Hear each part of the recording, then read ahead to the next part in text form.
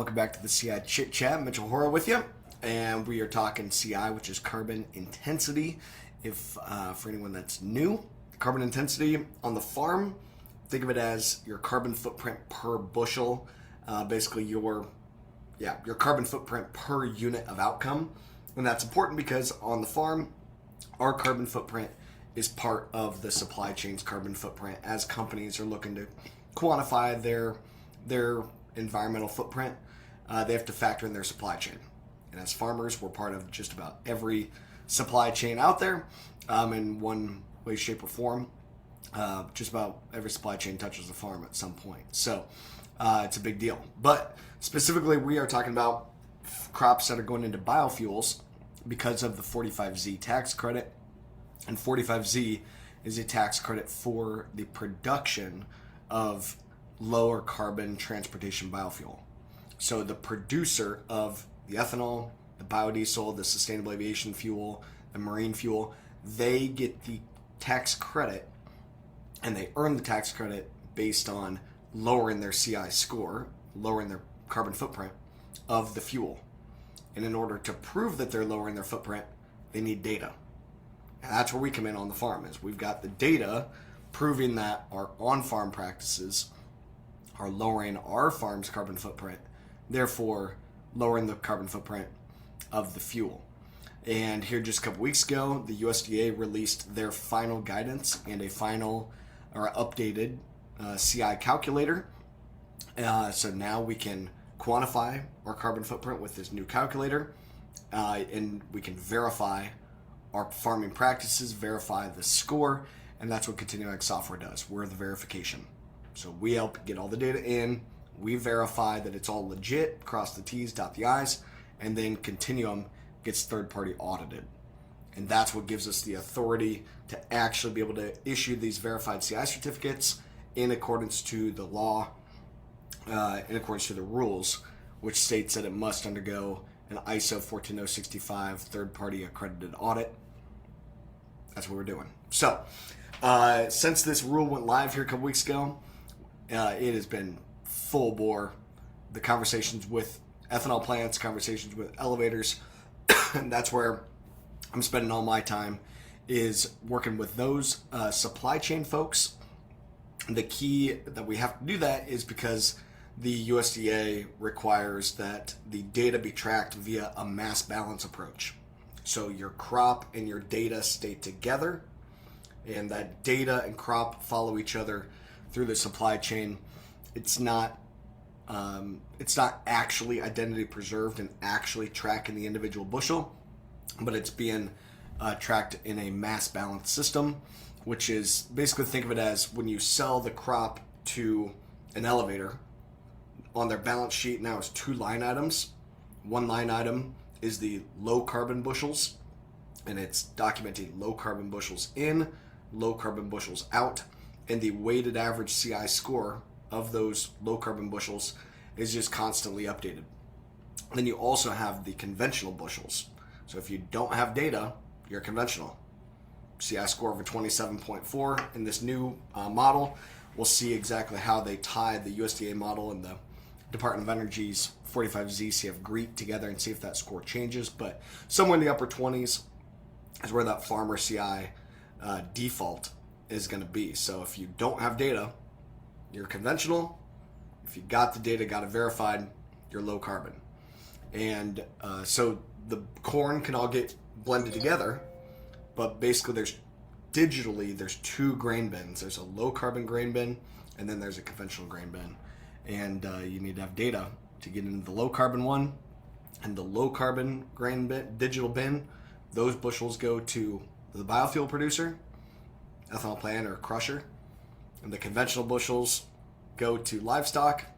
And only in the worst case scenario do they go to the ethanol plant. If you run out of low carbon corn, then you're stuck with the conventional corn. And since there ain't much low carbon corn out there right now, because we haven't verified all of it, that digital grain bin over here is empty. And that's where Continuum fits in to help farmers get their data organized, get it scored, get it verified, so that your corn or soybeans goes in the low carbon bin, not the conventional bin. Because if you can go in the low carbon bin, there could be some premiums available for you.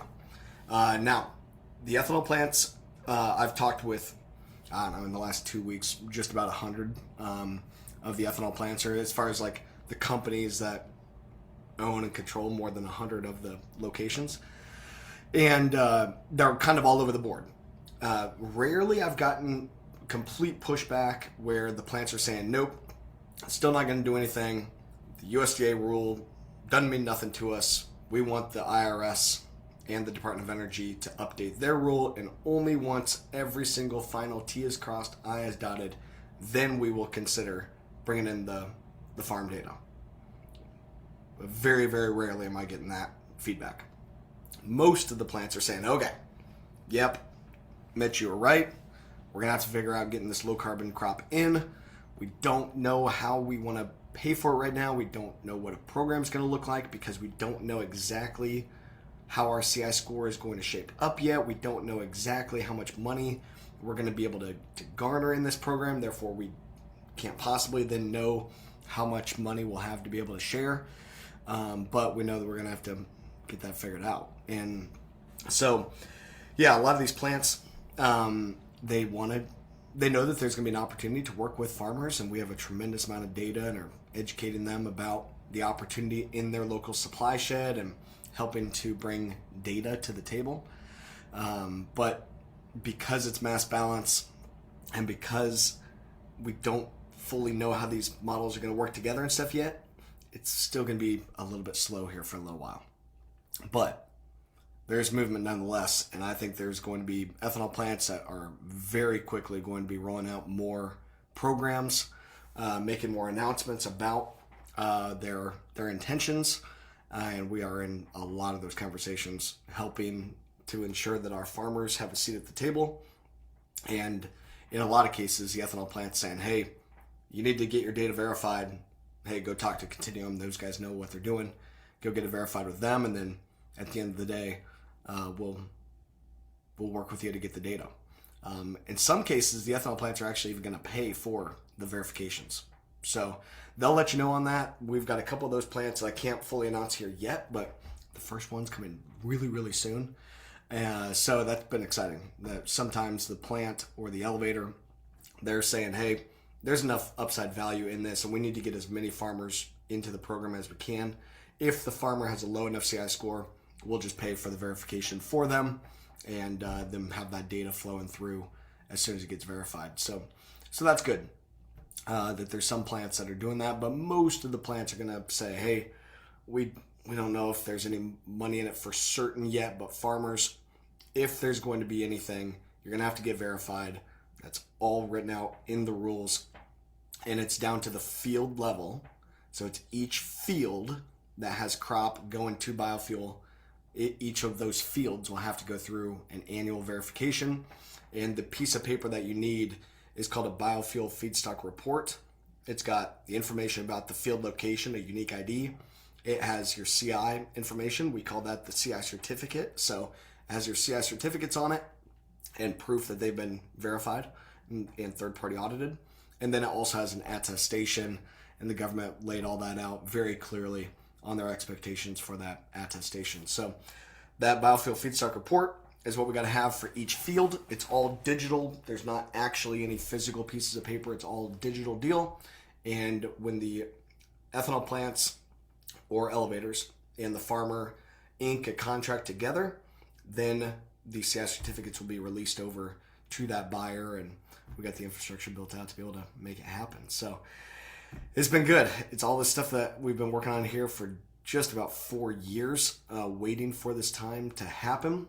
And again, the IRS still needs to write their final rule, and the Department of Energy still needs to update the model, the calculator, to tie together a feedstock calculator into the rule. The intention would be that the feedstock calculator is this USDA calculator, and that's what will go into the rule, but there is still a chance that it could be the USDA. It could be the final feedstock calculator, could be the USDA calculator, or it could be the the Department of Energy calculator. We have both of them. Our intention will be we'll just keep both of the calculators in topsoil until we know for 100% certain what's going to be the final tool that's being used. There has been some policy updates even since the USDA rule went live. I think it was first part of last week. It might have been end of the week before. But the IRS did put out a notice on the Federal Register saying that they intend to get the final 45Z rule done in November. It doesn't say a specific date, and we've seen this before where they put out a notice saying, hey, our timeline is November. But that is encouraging because the rumors had been, yeah, we'll probably get IRS rule and DOE rule by the end of the year. And my response to that has been, I've been overly optimistic before, so I don't think I believe them that it's going to be by the end of the year. I'll give them till, after the, early 2027. But they did put out a notice, saying that they do intend to get it done in November. Will they be able to get that pulled off? Don't know. Hope so. That'd be cool.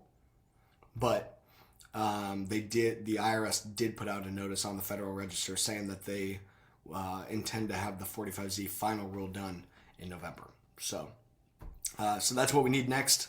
The USDA rule still technically doesn't fully tie into the 45Z rule. And that's why this November IRS final rule is important, to get them to tie together. There's still going to be some advocating in D.C. we got to do. There's still some battles that we got to do there to make sure that they get that done correctly and get farmers brought to the table. But we'll see. There is a teeny, teeny, tiny sliver of hope that maybe when they include that feedstock rule, the IRS could maybe allow for a book and claim, but I highly doubt it. It would be less than a 2% chance probably. But the USDA did at least kind of leave that door open in their rule, but we'll see. It's probably just going to be the IRS saying, yep, we're just going to use the USDA rule. You got to get verified like they said. And there you go. But we'll see. So long story short, we got this updated calculator. I apologize that it's not in topsoil yet. It should be any day. It's just complicated, this new T-disc calculator and like how you have to put in your actual tillage implement and different deals.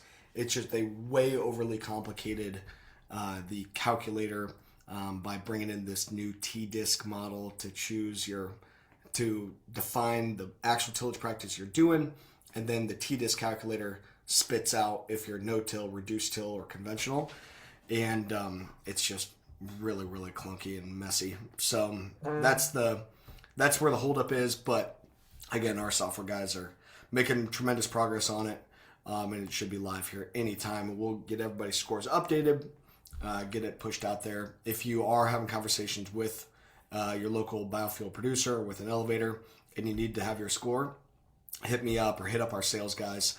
They'd be happy to run your score for you manually, so you've got it in hand. But yeah, things are looking good. With calculator will be up there soon. Our verification protocol was just about exactly in line with what the USDA came out with, which is what we were anticipating. So that's good. So we really don't have to change anything on our process there. The traceability pieces we have put together.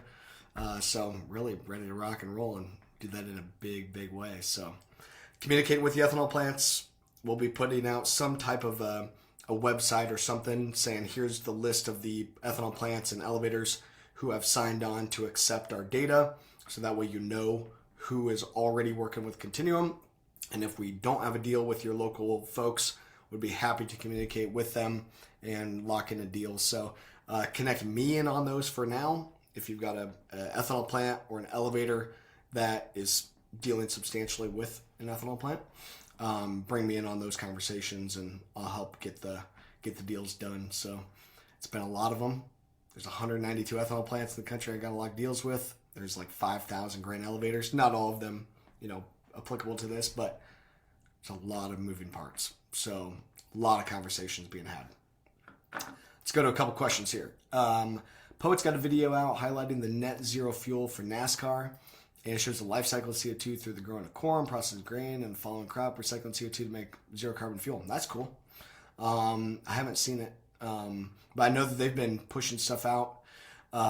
And as far as like with NASCAR and some of the things that Poet has going on there, like good on them and doing a good job of advocating for I think for farmers and for the industry through NASCAR. So that's a cool deal. So yeah, maybe we'll have to find that the video and help amplify that. But yeah, some cool stuff. I have swapped a couple of emails with Poet here recently, and basically our pitch to them is just, hey, you guys are going to do a lot of the data stuff in house. That's fine, but we also have data. Hey, why don't we just help get it integrated into your system? Bill, I see your hand up. All for bringing you in and letting you ask a question if you do want. So leave your hand up if you do want to come in and talk. Happy to have you do that. But real quick, I'm Bob.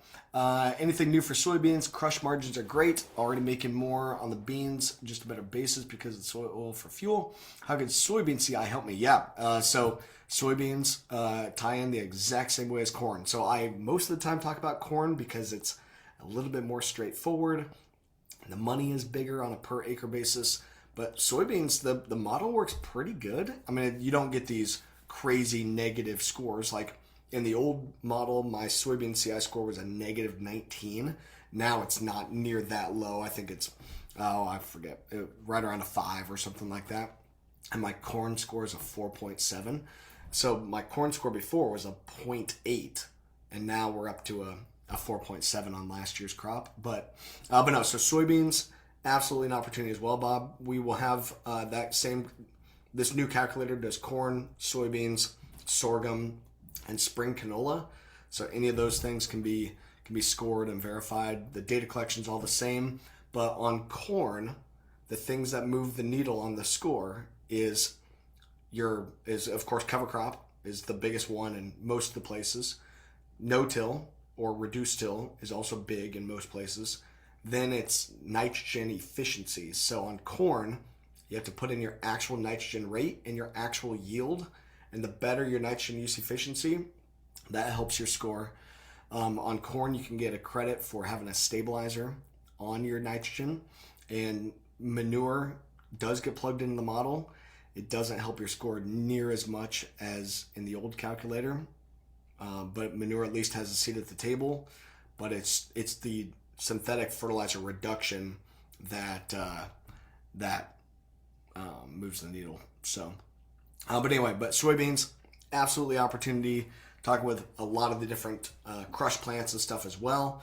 If you got local people that I need to be talking to, happy to have the conversations with them. The biggest problem, like I said, is just the financial opportunity on a per acre basis just isn't as amazing, but it's still better than any other carbon program out there that I'm aware of. If you're doing no-till and cover crop. And no-till and cover crop are really the only things that move the needle on soybeans. Cover crop being the big one, no-till being a little bit behind it. So, but yep, soybeans, definitely opportunity. So you need to look at what was the soybeans grown corn or soybeans grown last year that tie into this. Let's see if, Bill, if you're there, happy to have you come off of mute or, yeah, fire away if you got a question, Bill. Yeah. Do you do any analysis of the link between a wet DDG going to hog production and methane back to the ethanol plant? No. Is that something that would be allowed? Not that I'm. So the renewable natural gas can lower their score. So if at the livestock production they're creating renewable natural gas or a renewable fuel that can be used to lower like the normal natural gas usage or LP usage at the ethanol plant, they may have some opportunity for that. We don't get involved in that. That's more of a question for eco engineers or Christensen's or one of those CPA firms or engineering firms. They would know the answer. So they are who I would hit up, but also Brian Sievers could be a good resource as well. If you want to email me, I'll put my email in the chat. I can get you some email connections with those folks if you would like. And the parallel question is, if you have a big jump in yields in a Yeah. crop, how are they managing that now? Do you have to go through a separate crop CI evaluation? No, so every field every year goes through the verification process. So each field each year will have its unique CI score and will have verified CI certificates associated to the field. So if you have a year with a great yield and great return to nitrogen, you're going to have a better score than a year where you don't have great yields. Things didn't work out the way that you wanted to. So it's every field every year, which does open up the opportunity for a likely need for additional like revenue protection gap insurance. That federal crop is only going to insure the yield itself, and now there could be substantial revenue on top of the yield from selling your CI data that we are talking with some companies about. Is it a big enough risk there that farmers are banking on that new revenue that we should have some insurance on it? But it's each field each year has to go through the Okay. verification, and then your years that you do awesome can have a great score. Years that things don't go as well, it might not be as good.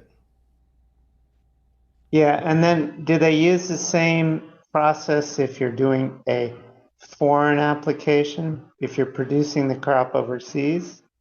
You Is it can't. going to be the same protocols? You don't know. No, so no, so the government actually in the big beautiful bill made it very like if only if your corn, only if your feedstock is produced in Canada, the U.S. or Mexico, does that fuel qualify for 45Z. So the Right. feedstock must be in U.S., Canada, or Mexico. The feedstock CI reductions that we're talking about is only U.S. So But if you grow for corn the in Canada, RIN, are they going to apply the same requirements or the is RINs, it I'm not different? an expert on the RINs, but my understanding was that you're a RIN or if the feedstock and everything was in the U.S., it can get the full RIN value. I believe there is a deduction in there, a reduction of the credit Well, value if it's foreign feedstock, but I'm not an expert in that piece. never mind. But all these protocols are going to be applied to that, or you don't know? No, completely separate things. Yeah, Okay. the RINs and the Uh, renewable fuel standard completely separate than 45Z. Okay. Good. Good. Good. Yeah, completely Because that separate would things. be a huge problem. Yeah, that could be a But problem. Yeah. but we're talking about huge differences in yield too. I mean, Yep. we're talking 100 tons a hectare. So 50, what is that? 40 tons an acre. Yep. That's what we're talking a Right. year. Yep. So yeah. Anyway, okay, I'll leave it Could be at big. that. That's Yeah, shoot me an email if you want. I can get you connected on some of these because some of what you're talking is um, there's a lot of moving parts here, and I do not need to try to be the expert in no, every single one not of them. So, technical. I just wanted but to relate it to U.S. crop yeah, production and that's how they were tying it in with that's right. foreign crop. That's right. Okay, thanks a Yeah, lot. yeah. Happy to chat more on it. Okay, a couple other questions here. Ron's got a question in strip till. A shank style strip till not calculated as no till, so that's part of this T disc calculator. Yeah, so Ron, if you actually did run that stuff, that could you very well could be right, and sounds like you did get it ran and stuff. So yeah, a shank style strip till ended up being called reduced till versus being called no till is what Ron is talking about. And this has been again why getting all of the CI data updated in topsoil, getting all this new stuff in there has been more of a bear than what we anticipated it was going to be because this new T disc model makes it extra complicated that it's factoring in what is your actual tillage implement being used in the details of it. Like he's talking, like if you have a shank style strip till versus other styles, like they could be categorized differently. Sometimes it could be no till, sometimes it could be strip till. And it is all over the board. So it makes it really, really tricky. I do have a meeting with the USDA on Friday. We know that we have to get some clarity on them asking about vertical till and how do we categorize vertical till. but some of these different strip till things too. But same thing, if you want to send me a note or send me an email or talk to one of our sales guys, make sure we get noted down the specific like point out, because like I said, I do have a meeting with USDA on Friday, and happy to point out some of these anomalies, some of these issues to them. There's a lot of different issues there. So, but yeah, happy to send over a note or something there, Ron. Lanny, will the use of stabilizer reduce my CI score when fertigated nitrogen? Yeah. So, yep. So nitrogen, using a nitrification inhibitor, an approved stabilizer, can absolutely lower the score. It's a couple of points. It's not like huge amount, but yeah, using a stabilizer when fertigating should absolutely impact the score. There's an organization that approved a list, that they approved a list of active ingredients.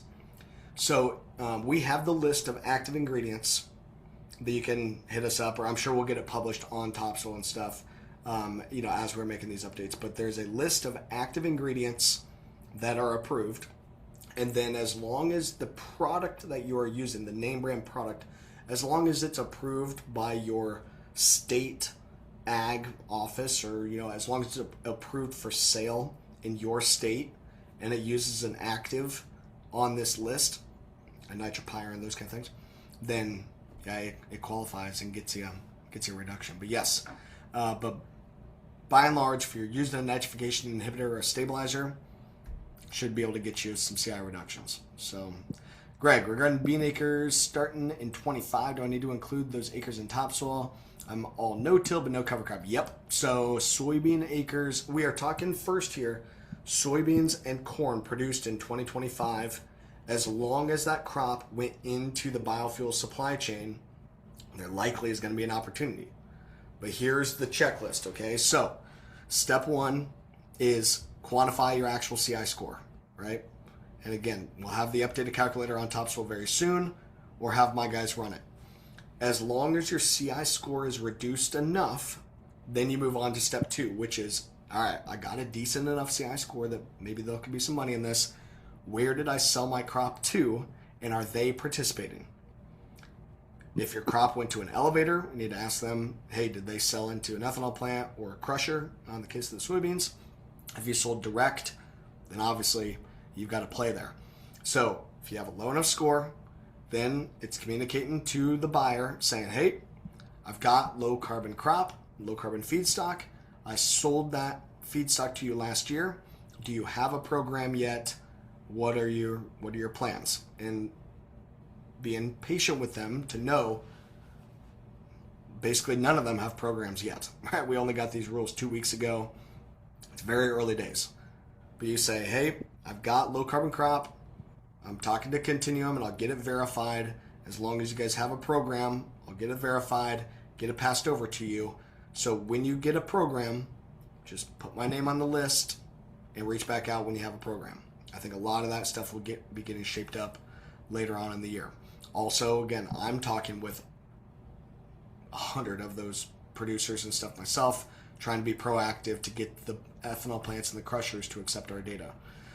But yes, there will, high chance that your 2025 corn, soybeans, sorghum, or spring canola that went into biofuel, all of those will have some opportunity to likely tap into this program. So yes, 25 soybeans, 25 crop still on the table, and be looking at who you are selling your 26 crop to.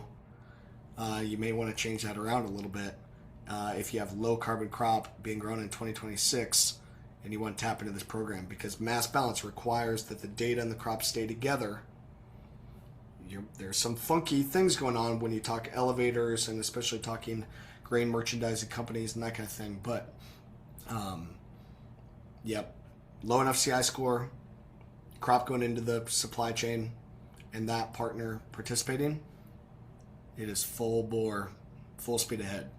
In the short term here, at least, you can start getting some of your data organized, getting it ready to go on Topsoil if you don't want to pull the trigger quite yet. But happy to have follow-up and stuff too My sales guys have access to my updated list of the plants and off-takers that I'm talking to. I have it all documented in a system that they have access to. Jeff, is spring coulter style strip till considered no-till?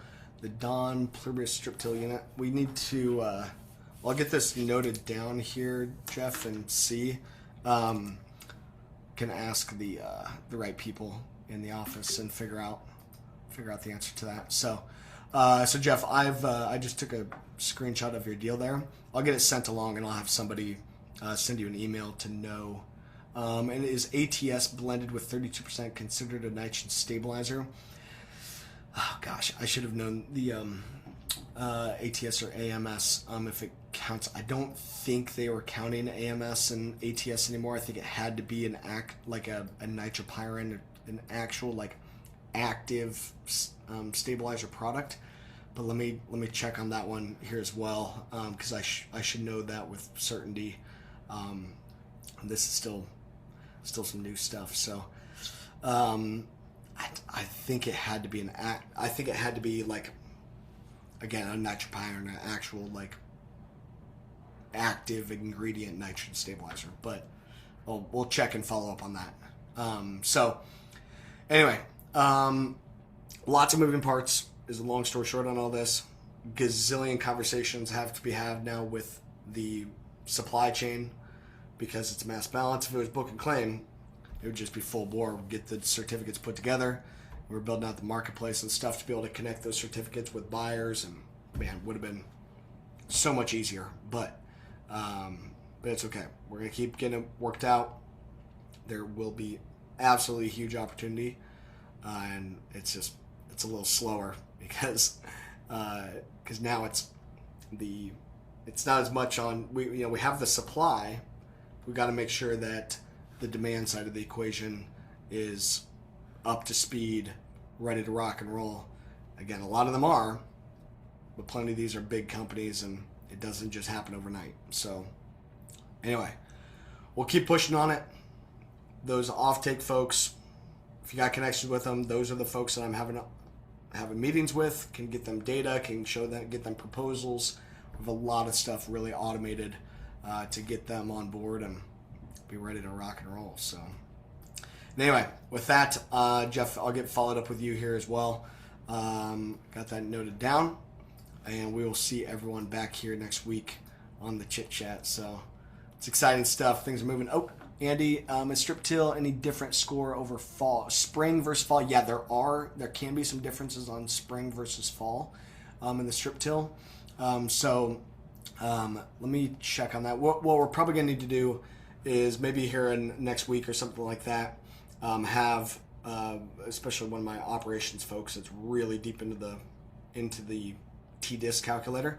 Maybe we'll just get them on and we'll play around with the T-Disc calculator in an upcoming webinar and run different scenarios and stuff, and can show you guys. It's a messy, complicated tool, but it's the way that it is. But yeah, Andy, I do believe that there would be some differences on spring versus fall.